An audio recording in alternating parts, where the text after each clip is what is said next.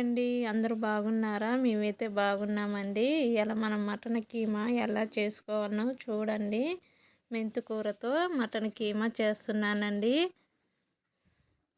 తాలింపులో ఒక పచ్చిమిర్చి కట్ చేసుకొని పోపు గింజలు, ఉల్లిగడ్డ వేసుకొని కొంచెం పసుపు, కొంచెం అల్లం పేస్ట్ వేసుకోవాలి. అల్లం పేస్ట్ మగ్గాక కీమా వేసుకోవాలి. శుభ్రంగా కడుక్కొని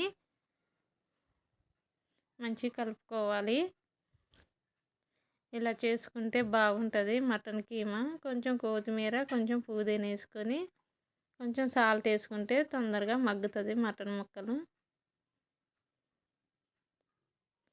ఇలా కలుపుకున్న తర్వాత మగ్గాక సాల్ట్, కారం వేసుకోవాలి కొంచెం తగినంత కీమాకి.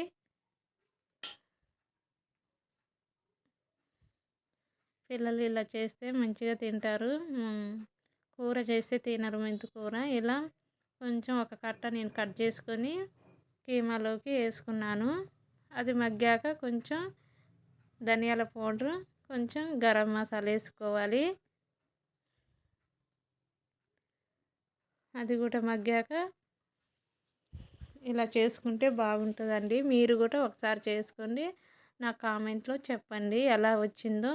లాస్ట్లో కొంచెం కొత్తిమీర వేసుకోవాలి. ఎవరైతే కొత్తగా చూస్తున్నారో మీ తబితాన్ని కొడితే నేను చేసే వంటలు వస్తాయండి. లాస్ట్లో కొంచెం కరివేపాకు వేసుకోవాలి. ఫ్రైలో వేసుకుంటే బాగుంటుంది కరివేపాకు కొంచెం. అది కూడా మగ్గాదండి. ఇలా చేసుకుంటే బాగుంటుంది. ఇలా మేము బిర్యానీ చేసుకున్నాము కీమాలోకి. ఎలా వచ్చిందో చూడండి, మంచిగా వచ్చిందండి.